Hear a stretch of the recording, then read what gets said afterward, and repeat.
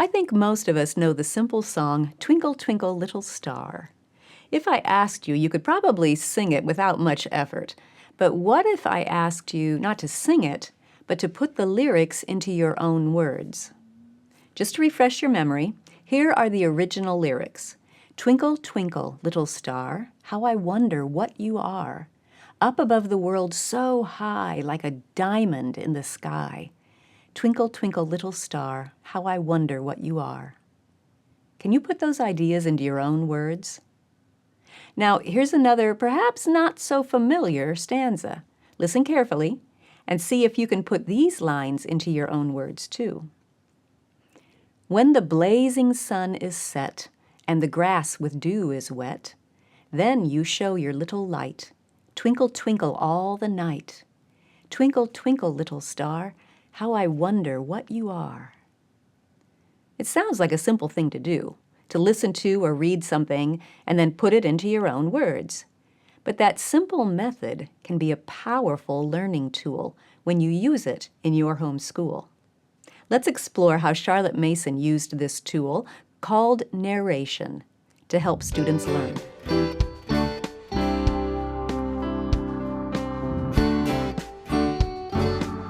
Welcome to the Simply Charlotte Mason podcast. I'm Sonia Schaefer.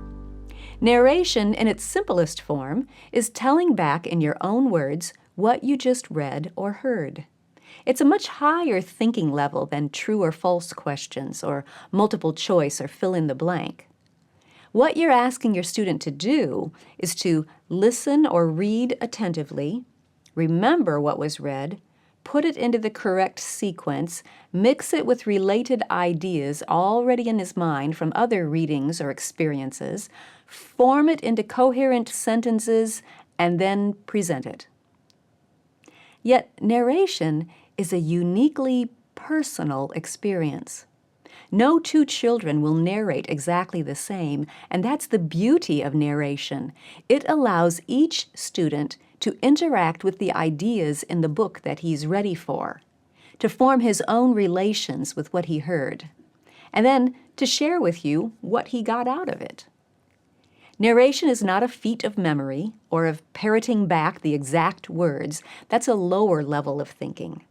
Rather, it is asking your student to interact with the passage, to make it her own. Most children narrate quite naturally.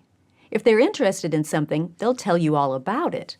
So what we are doing is encouraging our school-age children to purposely use that natural tendency as an educational tool, to use it intentionally to help them learn what was read. So we start requiring narrations when the student is 6 years old. If she volunteers a narration when she's younger, that's fine, but we don't require her to narrate until she begins formal lessons at 6 years old. And we begin with oral narration. Most 6-year-olds are still learning to read and write on their own, and those skills take a lot of mental effort. If we read the passage aloud to the student and then allow her to narrate orally, we remove the extra effort that she would have to expend on reading and writing for herself and allow her to focus all of that mental energy on interacting with the passage itself. And we start short, reading only a paragraph or two from the book before pausing to have her put it into her own words. We read the passage only once in order to cultivate a habit of full attention, and that's another reason to keep it short as we begin. After the student has narrated that short section, then we read another paragraph or two and ask her to narrate that.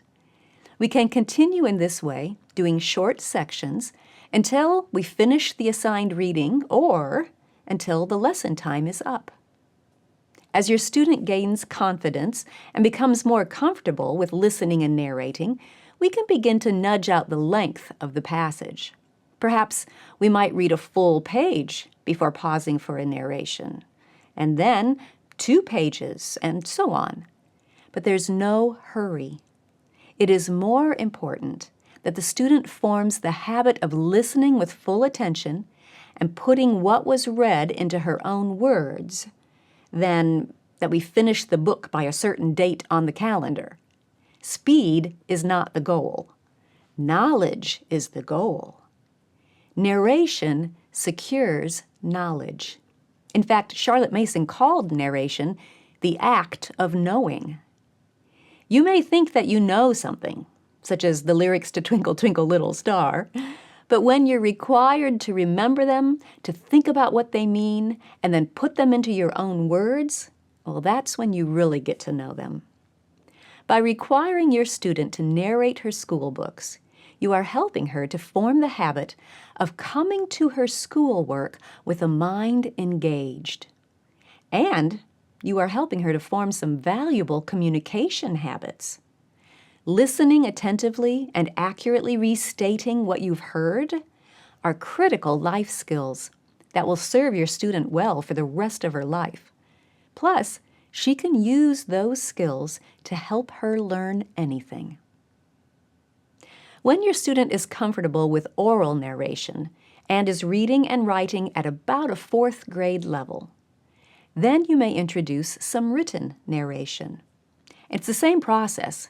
It's just that you'll ask your student to write her narration rather than speak it. You may recall that this is also the level when the student begins to transition to reading her school books for herself.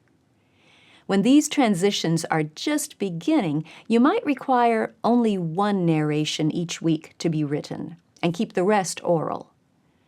The next year, you might bump it up to 2 written narrations per week while the rest remain oral.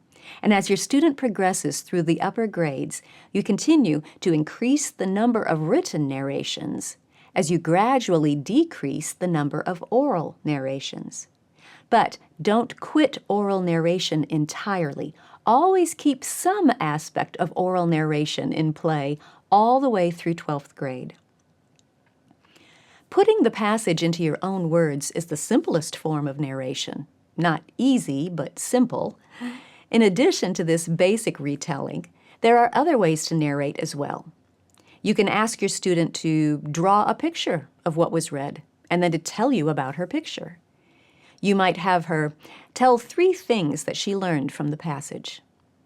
If she's doing written narrations, you might have her imagine that she's one of the characters in the passage and write a journal entry about what happened. She might act out the scene or build it with blocks. Older students might be asked to compare and contrast what was just read with a related passage or character in another book. There are many ways that your student can express what she knows from the passage. And you'll find a great variety of narration ideas like these written into the Simply Charlotte Mason curriculum.